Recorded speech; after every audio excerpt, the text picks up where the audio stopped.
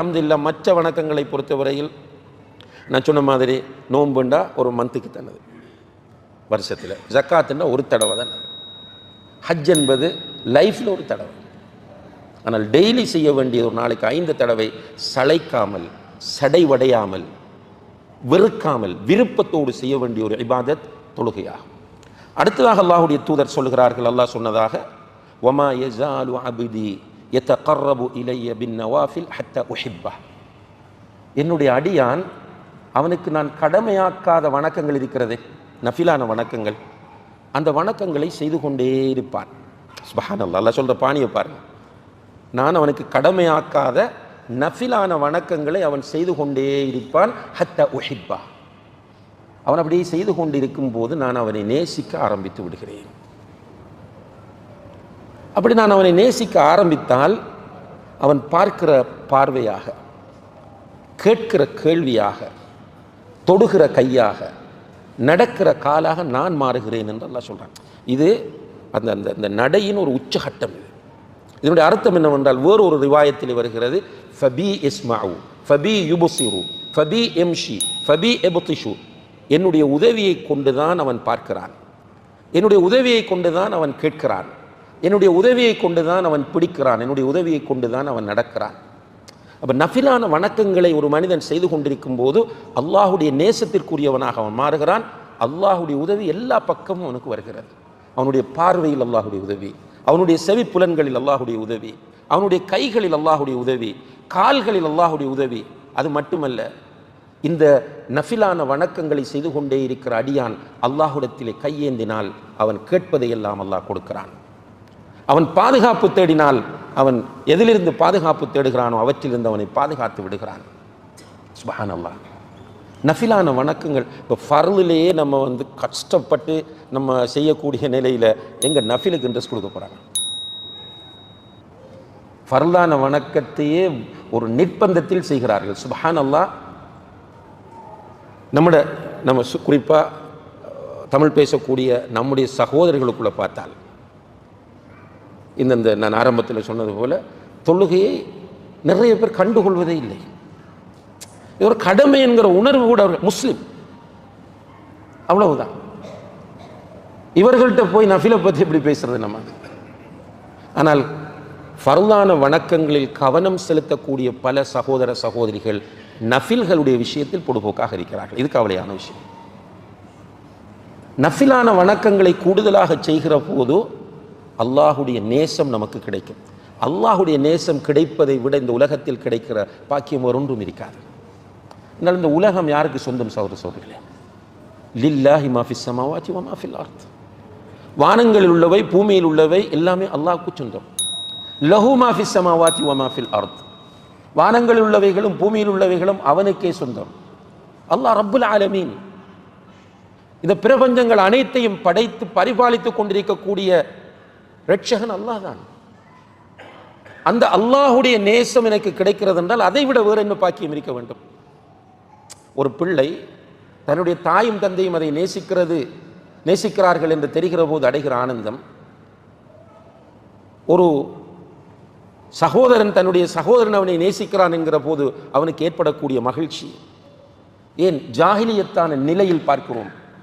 ஒரு வாலிபனை ஒரு வாலிப பெண் நேசிக்கிற போது ஏற்படக்கூடிய மகிழ்ச்சி, இதை விடுத்து நீங்கள் அதிகாரங்களில் உள்ளவர்களை பாருங்கள். ஒரு அரசியல்வாதி என்னை நேசிக்கிறார்.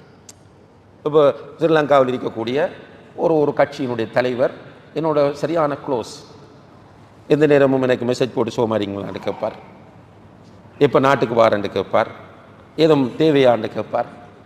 என்றால் நம்ம எப்படி மகிழ்ச்சி அடைகிறோம்? எனக்கு அவர் என்ன விசாரிப்பார். ஒருவருடைய நேசம் கிடைப்பது என்பது சாதாரணமானதல்ல. ரப்புல் ஆலமீனுடைய நேசம் கிடைப்பது என்பது அதற்காகத்தான் நம்ம ஏங்குகிறோம். அல்லாஹுடைய நேசம் கிடைத்து விட்டால் அல்ஹம்துலில்லாஹ். காசு அவனுக்கு தான் சொந்தம், ஆரோக்கியத்தை தருவது அவன்தான், ரிஸ்கை தருவது அவன்தான். அப்ப அல்லாஹ் நேசித்து விட்டால் அல்லாஹ் என்னை கைவிட மாட்டான். என்னை அல்லாஹ் நேசிக்கிறான் என்றால் அவன் எனக்கு முழு பொறுப்பும். அதனால் தான் அவன் சொல்லுகிறான், என்னுடைய நேசனை நீ நோவினை செய்தால் உன்னை நான் விட மாட்டேன். அல்லாஹ் பொறுப்பெடுக்கிறான். விளங்காம இருக்கும் நமக்கு. ஆனால் அல்லாஹுடைய நேசத்தை பெற்றுவிட்டால் மனைவிக்கு ரிலாக்ஸேஷன். கொடுமைப்படுத்துகிற கணவன், அந்த மனைவி தொழக்கூடியவள், நோன்பு பிடிக்கக்கூடியவள், ஜக்காத்து கொடுக்கக்கூடியவள், இபாதத்துகளில் ஈடுபாடு உள்ளவள், நஃபிலான வணக்கங்கள் செய்யக்கூடியவள். ஆனால் கணவன் டோர்ச்சர் பண்ணுகிறான், கேட்க பார்க்க யாரும் இல்லை. ஆனால் அந்த மனைவியினுடைய மனம் சொல்லும், என்னுடைய ரப் என்னோடு இருக்கிறான், என்னுடைய ரப் என்னை நேசிக்கிறான்.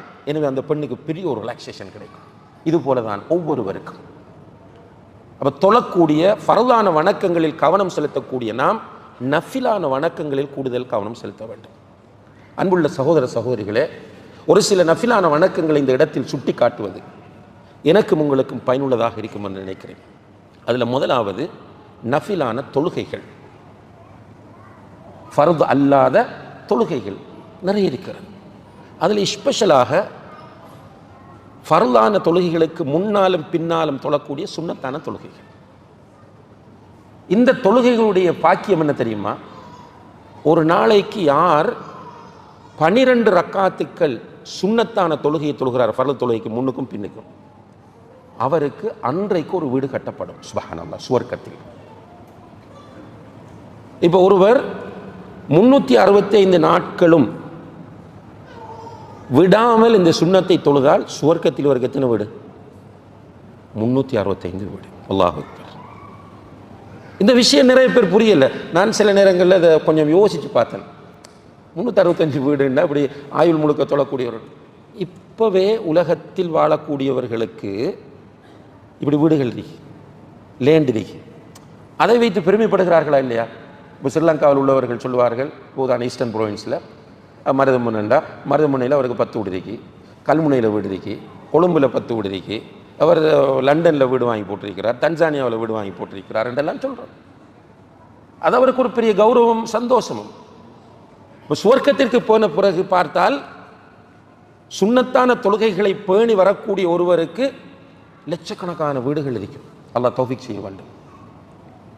என்ஜாய் பண்ணுகிற இடம் அதுதான், அனுபவிக்கிற இடம் சுவர்க்கம் தான். ஃபீஹா மாலா ஐனுன் ரஅத் வலா உதுனுன் சமிஅத் வலா ஹதர அலா கல்பி பஷர். எந்த கண்ணுமே பார்த்திருக்காத, எந்த காதுமே கேட்டிருக்காத, எந்த உள்ளமுமே கற்பனை பண்ணாத இன்பங்கள் எல்லாம் அந்த சுவர்க்கத்தில் இருக்கிறது.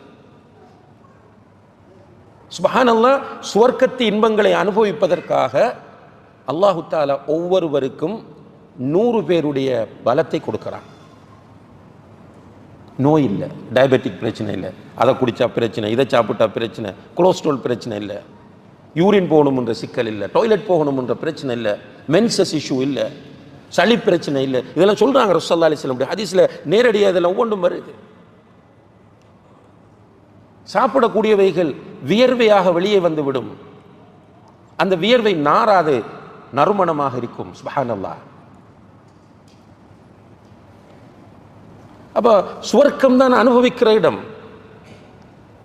33 வயது வாலிபர்களாகவே எல்லோரும் சுவர்க்கத்தில் இருப்பார்கள். முதுமை கிடையாது, மரணம் கிடையாது.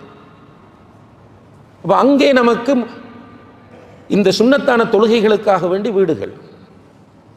அதிலேயும் ரசூல் ஸல்லல்லாஹு அலைஹி வஸல்லம் அவர்கள் ஃபஜ்ருக்கு முன்னால் தொழக்கூடிய அந்த 2 ரக்காத் சுன்னத்தை பற்றி சொல்லும்போது, ஹைரும் மினத் துன்யா வமா அலைஹா, உலகம், உலகத்தில் உள்ள அனைத்தையும் விட அந்த 2 ரக்காத்தும் சிறந்தது என்கிறார். அதனால முன்னால் அது மிஸ் ஆனால், சுபஹுக்கு பிறகு தொழுகை இல்லை, நமக்கு தெரியும். சுபஹு தொழுகத்துக்கு பிறகு தொழுகை இல்லை. ஆனால் முன்னால் தொழக்கூடிய அந்த 2 ரக்காத் மிஸ் ஆனால் சுபஹுக்கு பிறகு அந்த 2ஐயும் தொழுது கொள்ளலாம். அவ்வளவு ஒரு முக்கியத்துவம் வாய்ந்த நஃபிலான தொழுகை தான் சுபஹுக்கு முன்னால் தொழக்கூடிய அந்த 2 ரக்காத். அதுபோல மா பைன குல்லி அதானைனி ரக்அத்தான், அந்த 12 உங்களுக்கு தெரியும். சுபஹுக்கு முன்னால் 2, லுஹருக்கு முன்னால் 2 2ஆக 4, லுஹருக்கு பின்னால் 2, மக்ரிபுக்கு பின்னால் 2, இஷாக்கு பின்னால் 2. இது போக பாங்குக்கும் இக்காமத்துக்கும் இடையில், ஒவ்வொரு பாங்குக்கும் இக்காமத்துக்கும் இடையில் 2 ரக்காத் இருக்கு. சுப்ஹானல்லாஹ். அதில் இன்னும் ஒரு ஸ்பெஷல் என்ன தெரியுமா? பாங்குக்கும் இக்காமத்துக்கும் இடையில் கேட்கப்படக்கூடிய துஆ கபூலாகும். ரசூலுல்லாஹி அலைஹி வஸல்லம் சொல்றாங்க, பாங்குக்கும் இக்காமத்துக்கும் இடையில் கேட்கப்படக்கூடிய துஆ கபூலாகும். சுஜூதில் இருந்து கொண்டு ஒரு மனிதன் கேட்கிற துஆ வேகமாக கபூலாகும். அல்லாஹ் அக்பர். அப்போ அந்த பாங்குக்கும் இக்காமத்துக்கும் இடையில் நஃபிலாக 2 ரக்காத் தொழுதுட்டு போ, அதில் சுஜூத், அந்த சுஜூதை நல்லா பயன்படுத்தலாம் துஆவுக்கு. நமக்கு தேவை நிறைய. ஃபேமிலியை ஊரில் விட்டுட்டு இங்கே இருக்கிறவர்கள் நிறைய ஸ்ட்ரெஸ்ஸோடு இருக்கிறோம். எனக்கு தெரியும் நிறைய பிள்ளை வளர்ப்பு விஷயத்திலே டிப்ரெஷனோடு ஸ்ட்ரெஸ்ஸோடு இருக்கிற நிறைய தந்தைகள் இங்கே வாழ்ந்து கொண்டிருக்கிறார்கள். சில நேரங்களில் மனைவியை பற்றி ஒரு தெளிவில்லாமல் கவலையோடு வாழ்ந்து கொண்டிருக்கிறவர்கள் இருக்கிறார்கள். நோய்வாய்ப்பட்டிருக்கிற பேரண்ட்ஸுடைய விஷயத்திலே ஸ்ட்ரெஸ்ஸோடு இருக்கிறவர்கள் இருக்கிறோம். திரும்ப நாட்டுக்கு போனால் என்ன செய்வது என்ற ஒரு தெளிவில்லாமல் அதிலே மன அழுத்தத்தோடு இருக்கிறவர்கள் இருக்கிறோம். சும்மா மன அழுத்தம் என்று சொல்லி நாளாந்தம் மன அழுத்தத்தை கூட்டிக் கொண்டு நோய்களை அதிகரித்துக் கொண்டிருக்கிறோமே தவிர மன அழுத்தங்களுக்கான தீர்வுகளை நாம் தேடவில்லை. உண்மையிலேயே வாங்கு சொன்னதும் பள்ளிவாசலுக்கு வந்து 2 ரக்காத்துக்கள் தொழுது அந்த சுஜூதுகளிலே இருந்து கொண்டு அல்லாஹ்விடத்திலே கெஞ்சுகிற போது நிச்சயமாக அல்லாஹ் நம்மை வெறுங்கையோடு அனுப்ப மாட்டான். நம்முடைய பிள்ளைகளை பாதுகாப்பான், நம்முடைய மனைவிக்கு வழிகாட்டுவான், நம்முடைய பெற்றோருக்கு ஆரோக்கியத்தை கொடுப்பான், நம்முடைய பொருளாதாரத்தில் பறக்கச் செய்வான், நம்முடைய சிந்தனையில் இருக்கிற அந்த குழப்பத்தை அல்லாஹ் போக்கி விடுவான். ஆனா நம்ம ரெடி இல்லை. கஷ்டமா இருக்கு, நம்ம பள்ளிக்கு வாரதே கஷ்டமா இருக்கு. எங்கெங்கெல்லாம் போவதும் எங்கெங்கெல்லாம் உட்கார்வதும் எவ்வளவு நேரம் உட்கார்வதும் நமக்கு இலகுவாக இருக்கிறது. ஆனால் மஸ்ஜிதுக்கு வாரது கஷ்டமா இருக்கு. இப்படி ஒவ்வொரு பாங்குக்கும் இக்காமத்துக்கும் இடையில 2 ரக்காத். அதுபோல துஹா தொழுகை, வித்ரு தொழுகை, தஹஜ்ஜுத் தொழுகை, எவ்வளவு நஃபிலான வணக்கங்கள். ரசூலுல்லாஹி அலைஹி வஸல்லம் அவர்கள் சொல்கிறார்கள், முதலாவது அல்லாஹு தஆலா விசாரிப்பது தொழுகையை பற்றி. மறுமையில் முதல் இன்குவாரி முஸ்லிம்களிடத்தில் தொழுகையை பற்றித்தான், அல்லது ஒரு மனிதனிடம். தொழுதாயா என்று கேட்கிற போது ஆம் தொழுதேன் என்று சொன்னால் தொழுகையில் சில குறைபாடுகள் இருக்கும். நம்ம தொழுகையில் மிஸ்டேக்ஸ் விட்டிருப்போம். அந்த மிஸ்டேக்ஸை மலக்குகள் சொல்லுவார்கள், யாரில் அவன் தொழுதான் தான், ஆனால் தொழுகையில் இன்னென்ன தவறுகள் அவன் விட்டிருக்கிறான் என்று சொல்லும்போது அல்லாஹ் கேட்பான், வேறு தொழுகைகள் நஃபிலான தொழுகைகள் ஏதாவது இவன் தொழுதிருக்கிறானா என்று. ஆம் என்று மலக்குகள் சொல்லும்போது அந்த நஃபிலை கொண்டு இந்த குறைகளை நீங்கள் நிவர்த்தி செய்து விடுங்கள் என்று சொல்லப்படும் என்று நபிகள் நாயகம் ஸல்லல்லாஹு அலைஹி வஸல்லம் அவர்கள் சொல்கிறார்கள். அப்போ இந்த நஃபிலான வணக்கங்களில் சுன்னத்தான தொழுகைகள் மிக முக்கியமானது.